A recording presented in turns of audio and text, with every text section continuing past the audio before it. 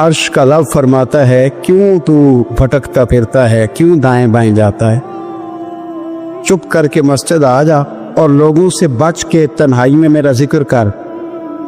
अल्लाह मिलेगा क्या? फरमाया आला बिज़िक्रिल्लाह तत्मइन्नुल कुलूब, मैं तेरे बेचैन दिल को चैन अता कर दूंगा।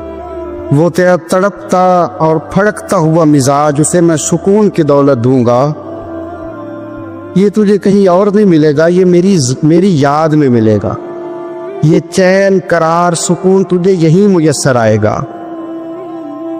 इत्मीनान कल्बी जिंदगी का हुस्न है भाई, दौलत सुकून असल है। बड़े ठंडे कमरे में कुछ लोगों को नींद नहीं आती, और दाता साहब रहमतुल्लाह अलैह आप जाएं तो दोनों सड़कों के बीच जो फुटपाथ है ना, उस पे भी कुछ लोग सोए होते हैं। उधर से भी गाड़ियां गुजरती हैं, इधर से भी गाड़ियां गुजरती हैं, लेकिन बस नींद है ना, अल्लाह का फजल है, उसने दे दी है, आने वालों को आ गई है। इत्मीनान कल्बी, मेरा मुआशरा बेसुकून है, बेकरार है। मुझे कुछ लोग कहते हैं जी मैं आजकल बड़ा बोर हो रहा हूं, तो मैं कहता हूँ यार हमें तो टाइम ही नहीं मिला आज तक बोर होने का, नहीं वक्त ही नहीं इतना मुयस्सर आया। कौन सा टाइम निकाले जिसमें बंदा बोर हो? वो तो है कि इंसान कुछ फारिग हो, कहीं उसके पास गुंजाइश हो तो बोर भी हो ले। कैसे बोर हो लेते हो? ये क्या होता है बोर होना? जिंदगी में इतना वक्त ही कहाँ है कि इंसान बोर होता फिरे और ये तसव्वुर बनाता फिरे कि मैं बड़ी आजमाइश में हूं, तो मैं बड़े बोर हो रहा हूं, तो मैं बड़ी तकलीफ में हूं। तो वक्त बहुत ज्यादा है हमारे पास, लायानी कामों में जाया बड़ा होता है, तो हम बोर होते हैं, परेशान होते हैं। ये हमारे यहाँ दर्जनों अभास और दर्जनों बहसें सिर्फ वो हैं जिनका कोई मकसद नहीं। फजूल टेस्टों में उलझना, फजूलियात में वक्त ज़ाया करना, फजूल सवालात करना। फजूल सवालात भी दीन में मना। आप कुरान मजीद पढ़िए तो रब फरमाते हैं क्या तुम भी मेरे नबी से उसी तरह के सवाल करना चाहते हो जैसे इससे पहले हज़रत मूसा से किए गए? वही रंग इख्तियार करना चाहते हो? अबहास में उलझ जाना, उस चौक में वक्त गुजारना। आजकल भला कौन कौन क्या क्या कर रहा है, इस पर बड़ा वक्त गुजर गया। फलाना फलानी जगह कैसे पहुंच गया, फलाने की फलानी मसरूफियत कैसे बनी, फलाने का फलाने से ताल्लुक कैसे बना, ज्यादा वक्त इसी में बीत गया। फजूल अबहास, फजूल बहसें, फजूल वक्त का ज़िया, अपने मामलात पे बिल्कुल तवज्जो ना देना। प्रिंसिपल साहब एसी वाले कमरे में आराम सुकून से बैठे, उन्हें पता ही नहीं कि उठ के बाहर जाऊं देखूं जाके मेरा अमला क्या करता, उन्हें पता ही नहीं। पीर साहब के लिए चूंकि लंगर जरा थोड़ा सा पीर साहब को बताया होता है डॉक्टर ने कि तूने यखनी खानी है छोटे गोश्त, उसके लिए चूंकि लहदा से पकता है और गिलास पानी का स्टेज पे पहुंचता है, 6 बंदे रुमाल लिए खड़े, उठ के देखते ही नहीं कि मुरीद को सबक पढ़ रहा है कि नहीं पढ़ रहा। तालिब इल्म पे जाके तवज्जो ही नहीं देते कि उसके कमरे का हशर क्या है। मैं ऐसे लोगों को जानता हूं कि जो अपने इदारों का महीनों विजिट नहीं कर पाते, अपने इदारों का। फैक्ट्री के मालिक को पता ही कोई नहीं कि कारकुन क्या कर दी, यानी उठ के वो पसंद ही नहीं करता क्योंकि उसके कमरे में एसी लगा हुआ है, मजदूर धूप में काम कर ले। हमारे ढेरों काम फकत इसलिए खराब होते हैं कि हम अपने वक्त को जाया करते हैं, हम अपनी जिम्मेदारियों का एहसास नहीं करते। पूरी तरह हमने अपने वक्त को उलझा लिया है। नबी पाक सल्लल्लाहु अलैहि वसल्लम फरमाते हैं जन्नती भी एक बात पे हसरत करें, हालांकि वहां कोई कमी नहीं, कोई कमजोरी नहीं, पर जन्नती भी हसरत करेंगे, कहेंगे हाय काश, हसरत करेंगे। या रसूलल्लाह किस बात पर? तो हुजूर फरमाने लगे वो वक्त जो दुनिया में उनसे जाया हो गया, खुदा का जिक्र नहीं कर सके, दुरूद नहीं पढ़ सके, जो वक्त जाया हो गया, उस वक्त पर जन्नती भी जन्नत में जाके हसरत करे कि यार ये क्यों जाया किया। देखिए दुनिया में ना सबसे बंदा समझदार वो है जिसे अपना वक्त मैनेज करना। हम क्या करते हैं, एक चीज को गले लगा के बाकी कामों से भी रह जाते। आजकल मुझे कारोबारी टेंशन है लिहाजा नमाज़ी भी गई, आजकल मुझे कारोबारी टेंशन है लिहाजा अब्बा जी की खिदमत भी गई, आजकल मुझे कारोबारी टेंशन है लिहाजा हुकूकुल इबाद भी गए। क्योंकि कारोबारी टेंशन है तो लिहाजा किसी से हंस के मुस्कुरा के बात करने वाली जो नेकी थी वो भी गई। एक टेंशन आई है ना, तो हमने सारा कुछ उसी खाते लगा दिया है, वो तो आती रहेगी। नबी पाक सल्लल्लाहु अलैहि वसल्लम ने 23 सालों में इनकलाब बर्पा किया। आप देख लें कौन सा ऐसा मौका है जहाँ सुकून से किसी ने बैठने दिया? कभी काफिर बदर में आ गए, कभी ओहद में आ गए, कहीं खंदक में आ गए, कहीं खैबर में आ गए। वो मामला अपनी जगह पे था तो यहाँ मदीने में यहूदियों की साजिशें शुरू हो गई। वो अपने मकाम पर एक मामला था तो मुनाफिकीन अंदर थे। वो अलग से अब्दुल्ला बिन नबी सुलोल का ग्रुप अलग से साजिशें करता था। पर इन सारी परेशानियों के बावजूद और जो निजी और जाती दुख थे वो भी अपनी जगह पे कायम। कभी हजरत खतीजा विसाल कर दी, कभी हुजूर की बड़ी शहजादी का विसाल हो गया। हुजूर बदर की फतह करके आ रहे थे तो हजरत उस्मान गनी नबी पाक की शहजादी को दफन करके आ रहे थे, तदफीन हो रही थी। ये सारे निजाम दुख भी साथ रहे और इन सारे कामों के बावजूद रसूल पाक तहज्जुद भी वक्त पे पढ़ते रहे, सहाबा को कुरान भी वक्त पे सिखाते रहे। रसूल पाक सल्लल्लाहु ताला अलैहि वसल्लम लोगों से मुस्कुरा के भी वक्त पे मिलते रहे। हसनैन को कंधों पे बिठा के वो वाला मामला भी वक्त पे करते रहे। सारे काम साथ साथ हो। हमने एक तो चीज को बगो दी, ये नहीं सही हो रहा, लिहाजा सारा कुछ ही खराब। हमारा वक्त जाया हो रहा भाई, और तेजी से जाया हो रहा है। काम बड़े कीमती हैं, अपने आप को कीमती समझे। आप देखिए ना, हमारे सूफिया कहते हैं कि वो बार कुछ पहचानना, अल्लाह की मार्फत हासिल करना, आगे बढ़ना, ये तो दूर की बात है। सबसे पहला काम ये है कि मन अरफ नफ्सहु, अपने आप को तो पहचान। कि बुखारी मुस्लिम में एक हदीस है जिसको पढ़ के इंसान बार बार सोचने पे मजबूर हो जाता है कि इस तरह भी होता है। हजरत अनस बिन मालिक रजी अल्लाह ताला अन्हु इरशाद फरमाते हैं, हम सब हुजूर की बारगाह में बैठे थे, बुखारी मुस्लिम है। नबी पाक अलैहिस्सलाम तशरीफ फरमा थे। हुजूर की आदतें मुबारक थी, जहां मौका आया हुजूर बैठ गए। हुजूर जमीन पे जलवा फिराज थे। सहाबा किराम ने सवाल पूछने शुरू किए, ये भी बताएं, ये भी बताएं। कुछ नौजवान थे, उन्होंने कुछ सवालात शुरू किए। उन्होंने बहुत ज्यादा सवालात किए, कसरत से।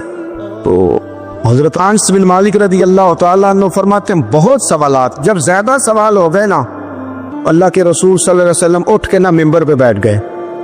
फरमाया, पूछो जो तुम्हारा जी चाहता है, मैं बताऊंगा, पूछो, करो सवाल करो। एक शख्स ने उठ के अर्ज की, या रसूल अल्लाह, मेरा बाप कौन है? फरमाया, हुज़ाफा। दो लोग और उठे, या रसूल अल्लाह, हमें लोग ताने देते हैं हमारा बाप। फरमाया, तुम्हारा बाप वही है इसकी तरफ तुम मंसूब हो, उसी बाप की जायज और आद हो। एक बंदा और उठा, उसका लहजा भी कुछ इस तरह का था, कहने लगा, हुजूर मैं जन्नत में जाऊंगा क्या जहन्नम में? कई दफा ना चीजें राज में रहें तो वो ठीक रहती है, लेकिन जिनको राज खोलने का शौक हो उनके अपने भी खुल जाया करते, उनके खुल जाते हैं, फिर वो तकलीफ में आते। याद रखे, हुजूर मैं जन्नत में जाऊंगा कि जहन्नम में? हजरत अनस बिन मालिक कहते हैं, करीम बोले, मोर लगने लगी, हम कांपने लगे। हुजूर ने फरमाया, तू जहन्नम में जाएगा, दोज़खी है तू। बस जब वो सन्नाटा छा गया, अब डर था कि कुछ और बातें ना, ये कसरती सवालात की वजह से हुजूर नाराज हो गए। कहते हैं फटाफट हजरत उमर उठे, फटाफट, और कोई माफी नहीं मांगी, कोई बात नहीं की। ये ना अभी उमर थे ना, आए उमर तेरे जुमलों पे मर जाऊं। उन राहों पे कुर्बान जहां से उमर चलते थे, हर हुक्मरान तेरी बात करता है, पर उमर तेरे एक एक फैसले से मेरी औलादे कुर्बान। ऐसा भी शख्स कोई पलट के दुनिया में आएगा जैसा खत्ताब के घर उमर पैदा हुआ। हजरत फारूक आजम उठे, यूं हाथ बांधे, रो पड़े, कहने लगे, ना हुजूर ना, रदीतु बिल्लाहि रब्बा व बिल इस्लाम दीना व बिसय्यदना व मौलाना मुहम्मदन नबिय्यम व रसूला। हुजूर हम बड़े राजी हैं कि अल्लाह हमारा रब है, सोनिया बड़े राजी हैं कि दीन हमारा इस्लाम है। या रसूलल्लाह हम बड़े राजी हैं कि अल्लाह ने आपको हमारा नबी बना के दे जाए। हुजूर बड़े, यूं हाथ बांधे, ना साडा बोले चोले माफ करी, गलती हो गई हुजूर जवानों से, नहीं ऐसा हुजूर ना, इससे ज्यादा कोई पर्दा ना खोल जाएगी। रदीतु बिल्लाहि रब्बा व बिल इस्लाम दीना व बिसय्यिदना व मौलाना मुहम्मदन नबिय्यम व रसूला। ओ जरूरत के लिए सवाल जरूर पूछा जाए, हुजूर पसंद करते थे, लेकिन बहस में उलझ जाना, हर वक्त दीन को तख्ता है मश्क बना लेना, हर वक्त। मेरा दिल तड़पता है, कभी कभी सोचता हूँ, ये मेरे नबी पाक का दीन है क्या? ये सिर्फ दुनिया में बहस के लिए आया? जिसको चार लफ्ज आए, اس نے میرے حضور کے دین کو ذریعہ بحث بنا لیا. صبح بھی بحثیں، شام بھی بحثیں. کریم محبوب علیہ الصلوۃ والسلام نے جو طائف میں روڑے کھائے تھے وہ اس لیے کہ امت بیٹھ کے بحثیں کرے. اس لیے امام علی مقام نے سارا گھرانہ کربلا میں دے دیا کہ تم بحثیں کرو. عمل کب کریں گے؟ کرو بحث، صبح بھی کرو، ہر بندہ کرے، مولوی بھی کرے، مفتی بھی کرے، مناظر بھی کرے. اور چلو علماء تو کبھی الہ کلمت الحق کے لیے کوئی گفتگو کر بھی لے. ہر چوک چوراہے میں بحث، ہر جگہ مناظرہ. خدا را بلا ضرورت تو چھوڑ دے، بلا وجہ تو چھوڑ دے. کبھی تو مان کر چلنے کا مزاج بنا لے، کبھی تو قبول کر لے. یا رسول اللہ رضیت باللہ ربا وبالاسلام دینا وبسیدنا ومولانا محمد نبی و رسولا. حضور بڑے راضی ہیں کہ اللہ ہمارا رب ہے، اسلام ہمارا دین ہے، آپ ہمارے نبی ہیں. حضور ہم بڑے ہی راضی ہیں، ہم پر کرم نوازی ہو جائے. حضور نے فرمایا عمر بیٹھ جا، اللہ تیرے اوپر رحم فرمائے. عمر بیٹھ جانا، رب تیرے اوپر رحم فرمائے. حضرت عمر فاروق نے کہا تھا فرات کے کنارے، نہر فرات کے کنارے سخت گرمی اور پیاس میں اگر کوئی کتا مر گیا نا، کتا تو اللہ قیامت کے دن عمر سے پوچھے گا کہ حکومت تیری تھی تو اس کو پانی کیوں نہیں ملا تھا، تیری گورنمنٹ میں پانی کیوں نہیں ملا. کیا بات کرتے ہو صاحب. اور یہاں میں نے کہا کہ سب نمبر گیم کے چکر میں ہے، سب نمبر گیم کے چکر میں کہ میں نے ایسے کیا تو فلاں نے ایسے کیا. اللہ تبارک و تعالیٰ بڑا کریم ہے. جمعے کا دن ہے، یہ دعا کرو دل سے کہ یا اللہ اگر تو حضرت عمر فاروق کے بعد حضرت عمر بن عبدالعزیز کو بھیج سکتا ہے تو کسی اور کو بھی بھیج دے. تو قادر مطلق ہے نا، مہربانی فرما. اب غرباء پر، مساکین پر، کمزوروں پر رحم فرما، اب فضل فرما. وہاں تو یہ حال تھا کہ حضرت زید بن، یہاں تو کہتے ہیں نا غلطی سے ہو گیا، حضرت زید بن حارثہ کہتے ہیں ایک جنگ کا موقع تھا، ایک شخص کفر کی طرف سے لڑتا آ رہا تھا، کفر کی طرف سے. فرماتے ہیں میں نے جب وہ میرے قریب آیا لڑتے وقت، اور زید بن حارثہ کہتے ہیں میں نے تلوار اٹھائی اور میں مارنے لگا تو اس نے کلمہ پڑھنا شروع کر دیا، لا الہ الا اللہ محمد رسول اللہ صلی اللہ علیہ وسلم. تو زید بن حارثہ کہتے ہیں میں نے کہا اچھا اب موت نظر آئی ہے تو کلمہ یاد آ گیا، تو کافر ہے. دوسرے تلوار سے بچنے کے لیے کلمہ پڑھ رہا، کہتے میں نے ماری تلوار گردن اڑا دی. پھر میں حضور کی بارگاہ میں حاضر ہوا. پہلے کہا یا رسول اللہ آج جہاد کے وقت ایک انوکھا واقعہ ہوا، ایک بندہ کفر کے ساتھ لڑ رہا تھا اور جب میں تلوار مارنے لگا تو وہ کلمہ پڑھ رہا تھا. حضور میں سمجھ گیا کہ تلوار سے بچنے کے لیے کلمہ پڑھ رہا ہے. حضرت زید بن حارثہ کہتے ہیں حضور کی آنکھیں غصے سے سرخ ہو گئی. نبی کریم فرمانے لگے تو نے دل پھاڑ کے دیکھا تھا کہ وہ تلوار سے ڈر کے کلمہ پڑھ رہا ہے؟ جب وہ پڑھ رہا تھا کلمہ تو پھر تو کس طرح کا مجاہد ہے جس نے کلمہ پڑھنے والے کی گردن اڑا دی؟ تو پڑھ رہا تھا کلمہ تو تجھے قبول کرنا چاہیے.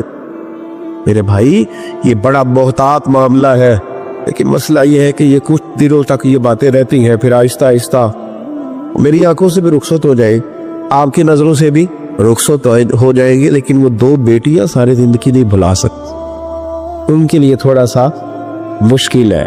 ان پر جو طوفان تیزی سے گزرا ہے نا، گزرا تو چند منٹوں میں ہے لیکن صدیوں تک اس کی گونج رہے گی، صدیوں تک. اللہ تبارک و تعالیٰ کوئی فضل کرتے. اب تو ہم دعاؤں والی جگہ پہ آ گئے ہیں، کیونکہ میری قوم تو انویسٹر ہے نا، ان سب کی میری قوم انویسٹر ہے. وہ انویسٹ کرتی ہے ان لوگوں، ان کو لاتی ہے، بناتی ہے، خرچے کرتی ہے، پوسٹر چھاپتی ہے، شرم نہیں آتی، حیا نہیں آتی، ایسے لوگوں کو لاتی ہے. اب پھر کیا مطلب بات کی جائے. اور میں نے اس وقت بھی کہا تھا، پھر کہتا ہوں اور بابانگے دوہل کہتا ہوں کہ نمبر پلیٹیں بدلنے سے گاڑیاں ٹھیک نہیں ہوتی. نمبر پلیٹیں بدلنے سے گاڑیاں ٹھیک نہیں ہوتی. گاڑی کا انجن بدلنے سے پھر ہی اس کا دھواں ختم ہوتا ہے. نمبر پلیٹ بدل کے چہرے وہی، باتیں وہی، کام وہی، یہ کس طرح صحیح ہو سکتا ہے؟ یہ تو نظام اس وقت ٹھیک ہو جائے جب اندر سے بولیے انجن بدلے جائے، تب یہ معاملات صحیح ہوں گے. بس دعا کرو جمعے والے دن اللہ اپنی خاص رحمت فرمائے. بہرحال آمدہ برسر مطلب حضرت ابو بردہ رضی اللہ تعالیٰ عنہ حاضر خدمت ہوئے. عرض کیا یا رسول اللہ صلی اللہ تعالیٰ علیہ وسلم، حضور کوئی کام بتائے مجھے، میں کروں تو میری دنیا بھی بن جائے آخرت بھی بن جائے، کوئی کام بتائے، کوئی حکم. آپ فرماتے میری جیب میں پیسے بھی تھے. حضور کہتے تو میں کنواں بھی کھدوا دیتا. سرکار فرماتے تو میں کسی مسجد کی جگہ میں وسعت بھی کر دیتا. کوئی حکم بتائے تو کہتے حضور نے عجیب حکم بتایا. فرمایا اعزل الاذى عن طریق المسلمین، فرمایا ابو بردہ اگر تو نے نفع والا کام کرنا ہے نا جس سے تیری دنیا بھی بنے اور آخرت بھی بنے، تو فرمایا جب تو رستے میں چل رہا ہو نا تو جو چیزیں کسی کو تکلیف دینے والی ہو وہ رستے سے اٹھاتا جایا کر۔ وہ چیزیں رستے سے مشکل کام ہے، خاصا مشکل ہے نا جی، رستے سے چیزیں اٹھاتے جایا کر۔ یہ وہ کام ہے جس سے تیری دنیا بھی بنے گی اور تیری آخرت بھی بنے، تجھے نفع ملے گا۔ تکلیف دینے والی چیزیں رستے سے اٹھا۔ حضرت خواجہ نظام الدین محبوب الہی رحمت اللہ علیہ کا ایک مرید آیا کہنے لگا حضور لوگ بڑا تنگ کرتے، اب میں بھی تنگ ہی کروں گا۔ ہمارا دعویٰ ہے نا کہ میں اچھے کے ساتھ اچھا ہوں اور برے کے ساتھ یہ کوئی کمال کی بات ہے؟ برے کے ساتھ تو سارے ہی برے ہوتے ہیں، اچھے کے ساتھ تو سارے ہی۔ کمال تو یہ ہے کہ میں اچھے کے ساتھ بھی اچھا ہوں اور برے کے ساتھ بھی اچھا ہوں، یہ کمال ہے۔ یہ کائے کا کمال ہے کہ جس طرح کا وہ اس طرح کا، یہ کوئی کمال نہیں میرے بھائی۔ حضرت جناب خواجہ صاحب رحمت اللہ علیہ سے حضرت محبوب الہی سے وہ مرید کہنے لگا حضور آپ ہمیشہ درگزر کی باتیں سناتے ہیں، لوگ تنگ کرتے ہیں، اب میں نے فیصلہ کر لیا ہے کہ جو میرے رستے میں کانٹے بچھائے گا میں بھی اس کے رستے میں کانٹے بچھاؤں گا۔ تو آپ فرمانے لگے بیٹا نہیں، کوئی کانٹے بچھائے تو کانٹے اٹھا لیا کر۔ اس نے کہا حضور نہیں میں نے بھی کانٹے بچھانے ہیں۔ تو آپ فرمانے لگے آدھی سڑک پہ تو نے بچھا دیے، آدھی پہ اس نے بچھا دیے، تو جتنے لوگ گزرے گے سب کے پیر زخمی ہو جائیں گے، تو سارا روڈ کانٹوں سے بھر جائے گا۔ کوئی اٹھانے والا بھی تو ہونا چاہیے، کوئی کانٹے چلنے والا بھی ہونا چاہیے، کوئی ایسا شخص موجود ہو جو رستوں کے کانٹے اٹھائے۔ میرے بھائی راہ کے ہم پر حقوق ہے، رستے کے ہم پر۔ نبی پاک صلی اللہ علیہ وسلم نے رستے میں بیٹھنے پہ منع کیا، لیکن فرمایا اگر بیٹھنا ہے تو تمہیں 5 کام کرنے پڑیں گے۔ گرمیوں میں جس کا دل کرتا ہے نا کہ کھلی ہوا میں بیٹھو، بیٹھ لے پر 5 کام کرے، یہ بخاری ہے۔ جس کا دل کرتا ہے نا سردیوں میں گلی میں بیٹھو دھوپ لوں، تو پھر وہ کتنے کام کرے گا؟ بولیے یا رسول اللہ صلی اللہ تعالی علیہ وسلم کیا کیا کرے تو رستے میں بیٹھنے کی اجازت ہے؟ تو نبی پاک صلی اللہ علیہ وسلم نے فرمایا رستے کا حق ادا کرو، 5 کام کرو۔ یا رسول اللہ کون کون سے؟ فرمایا اگر رستے میں بیٹھنا ہے تو نظریں نیچی کر کے بیٹھو، اس کو بھی اس کو بھی، آنے والے کو بھی اور جانے والوں کو بھی دیکھنے کی تمہیں اجازت۔ رستے میں بیٹھنا ہے تو بھی نظریں نیچی کر کے بیٹھو۔ رسول کریم علیہ السلام نے فرمایا رستے میں بیٹھنا تو دوسری شرط ہے، یہ شرطیں 5 لگائی نبی پاک نے، یہ بخاری ہے۔ فرمایا رستے میں بیٹھنا ہے تو دوسری شرط تمہارے لیے یہ ہے کہ جتنی چیزیں تکلیف دینے والی رستے میں پڑی ہوگی وہ بیٹھنے والے نے اٹھانی ہے۔ اس نے ایک نیا وہاں بیٹھ کے اذیت والا کام نہیں کرنا، بلکہ اس کی ذمہ داری ہے چونکہ رستے میں وہ بیٹھا ہے، تکلیف دہ چیزیں اٹھائے گا۔ اور تیسری شرط نبی کریم علیہ السلام نے فرمایا تم پر ضروری ہے کہ تم نے سلام لینے والے کا جواب جلدی دینا ہے۔ رستے میں بیٹھنا ہے تو سلام لینے والے کا جواب جلدی دینا ہے۔ اور چوتھی شرط یہ ہے کہ تم نے رستے میں بیٹھے بیٹھے نیکی کا حکم دینا ہے اور برائی سے منع کرنا ہے۔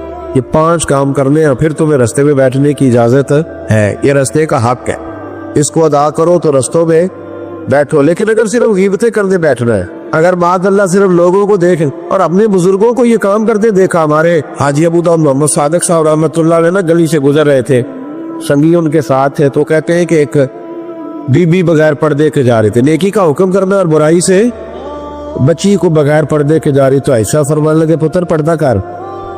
بچی کسی امیر گھر کی تھی، کچھ پڑھی لکھی بھی تھی، غصہ کر گئی، پتر پردہ کر، اس طرح منہ کیا، پتر پردہ کر، مسلمان نے دیے تھی پردہ کر دیا نے۔ تو کہنی بابا جا اپنا کام کر۔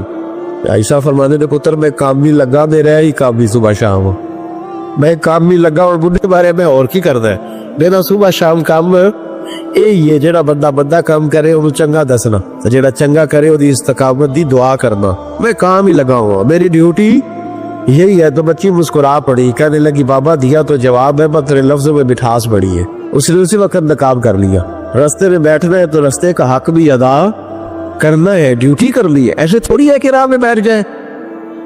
حضرت حسن بصری رحمت اللہ تعالیٰ علیہ ارشاد فرماتے ہیں کہ میں دریا کے کنارے گیا تو وہاں میں نے ایک شخص کو دیکھا، وہ اپنی ایک خاتون کی گود میں سر رکھ کے بیٹھا اور قریب ایک بوتل بھی پڑی ہے۔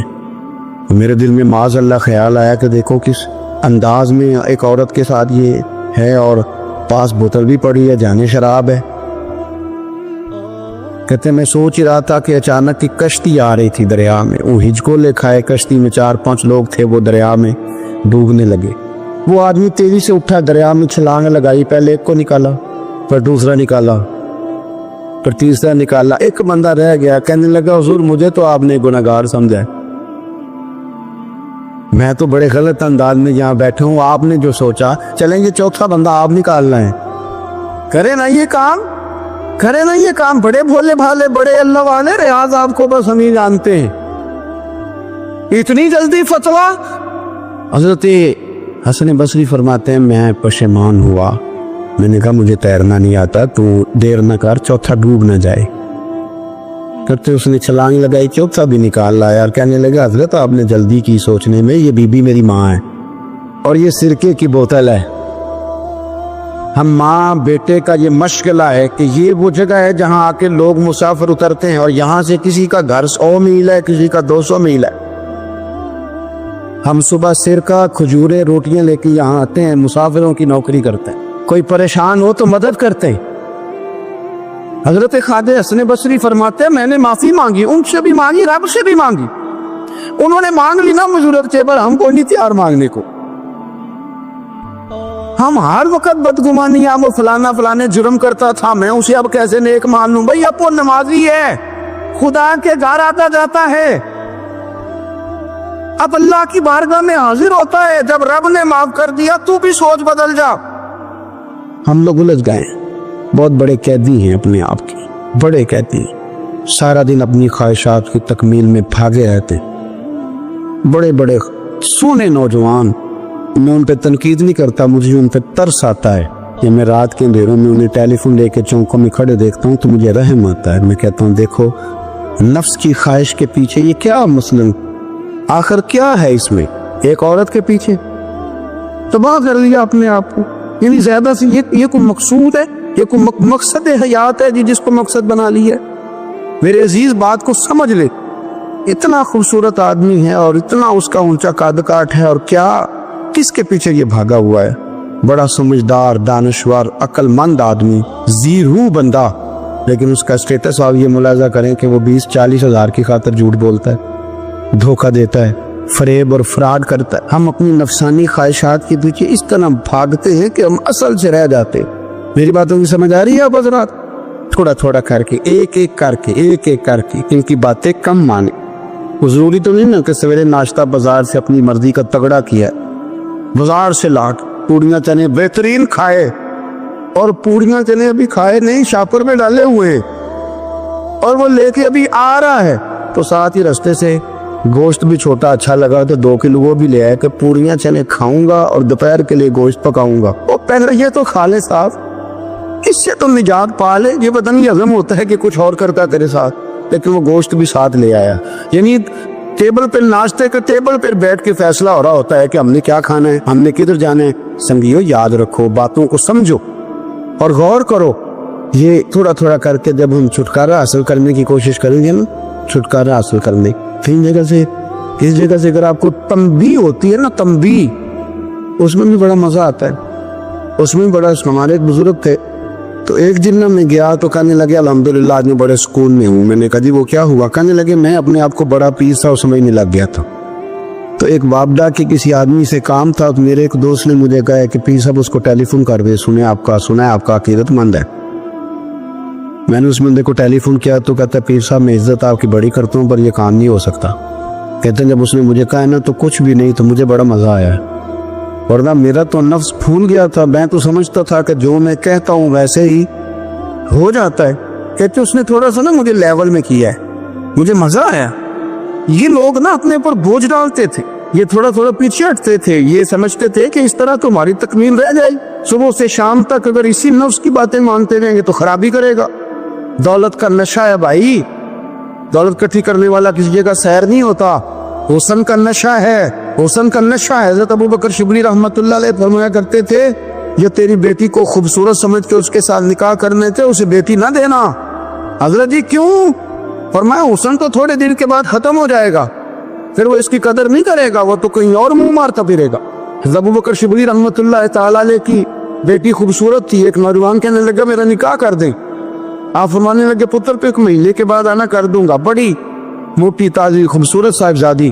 تو حضرت نے اسے دوائی کھلائی، اسے پخانے لگ گئے، جو پخانہ کرتی ایک مٹکے میں سنبھال دیتے۔ تھوڑا وقت گزرا تو وہ ہڈیوں کا پنجر بن گئی مہینے بھر میں، دست اتنے آیا کہ کمزور ہو گئی۔ تو ابو بکر شبلی ایک مہینے کے بعد نوجوان کو بلایا، فرمایا ادھر آ تیرا نکاح کرو۔ بچے دکھائی تو وہ کمزور بستر پہ پڑی، فرمایا شادی کرنے لگا اسے نہیں میں نے کرنی۔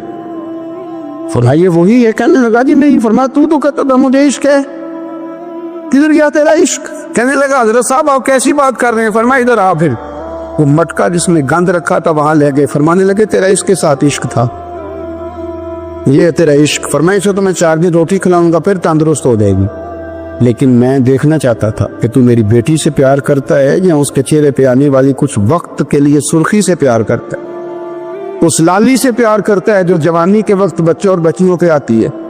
کس چیز کے دل دادا؟ یعنی کیا مطلب؟ نفس کی غلامی، سراسر غلامی، اور پلٹ پلٹ کے خواہ بڑے بڑے سیانے بندے چھوٹی سی خواہش کے لیے، بڑا سمجھدار آدمی، بڑا سیانا بندہ۔ میں ایک بڑے بزرگ عالم تھے، میں ایک دفعہ ملنے گا تو پائے پکا رہے تھے، خود پائے پکا رہے تھے، تو وہ بڑے پیار کی بات ہوتی ہے نا، تو تامت باندھی ہوئی اور بڑی جناب خستہ حالی، اور وہ پائے پکا رہے ہیں۔ تو میں نے ان سے کہا، میں نے کہا حضرت جی پائے تو کسی اور نے بھی پکا لینے تھے، آپ بخاری لے کے بیٹھتے، چلو میری طرح کا کوئی بندہ آپ سے استفادہ بھی کر لیتا۔ اب پائے آپ لائیں گے، پھر پکائیں گے، پھر آپ کھائیں گے، تو یہ تو 24 گھنٹے آپ کسی کام میں گزر جائیں گے۔ تو یہ ایک چھوٹی سی خواہش کے لیے، میں کسی چیز کو حرام نہیں کہہ رہا، قرآن پاک کی جو آیت پڑھی ہے صرف اس کی تفسیر آپ کے سامنے عرض کرتا ہوں۔ ہماری خواہشات ماں پالتی ہے، آپ کو نہیں پتا کتنے دکھ سہتی ہے۔ میں ان ماؤں کو جانتا ہوں جو بیٹے کے حصوں کی مار بھی اس کے ابے سے کھاتی ہے، مار کھاتی ہے وہ۔ ایک خاتون ایک کان سے سنتا نہیں، میرے پاس ایک دفعہ آئی، کہنے لگی 60 لگ گئی سی، کوئی دعا کر دے یا کوئی وظیفہ پر، ڈاکٹر کہتے ہیں ٹھیک ہی نہیں ہو سکتے۔ میں نے کہا باجی صحیح بتاؤ مسئلہ کیا ہے؟ کہنے نہیں کچھ بھی نہیں، مسئلہ کیا ہونا ہے، پتر غلط نکل آیا ہے، اس کا باپ روز مارتا ہے، میں آدھی گئی ہوں تو اس نے ایک تھپڑ میرے کان پہ مار دیے، پردہ پھٹ گیا۔ مائیں مار کھاتی ہے، لیکن وہ پتر جس کو بڑی محنت سے پالا ہے وہ جوان ہوتا ہے تو اماں سے کہتا ہے تجھے چھوڑ دینا ہے، پر جس لڑکی سے میرا ٹیلی فون پہ رابطہ ہے اسے نہیں میں نے چھوڑنا، وہ نہیں چھوڑ سکتی، ہر شے کچل جاتا ہے وہ۔ اماں کبھی لیٹ کے رات کو سوچتی ہے کہ یہ تو میری کل کمائی تھی، میں تو آج بھی اس کے حصے کے تھپڑ اپنی گالوں پہ برداشت کر رہی ہوں، تو یہ کدھر گیا؟ اردشیر نام کا بادشاہ تھا، حضرت محدث ابن الجوزی آج سے کچھ 700 سال پہلے لکھتے۔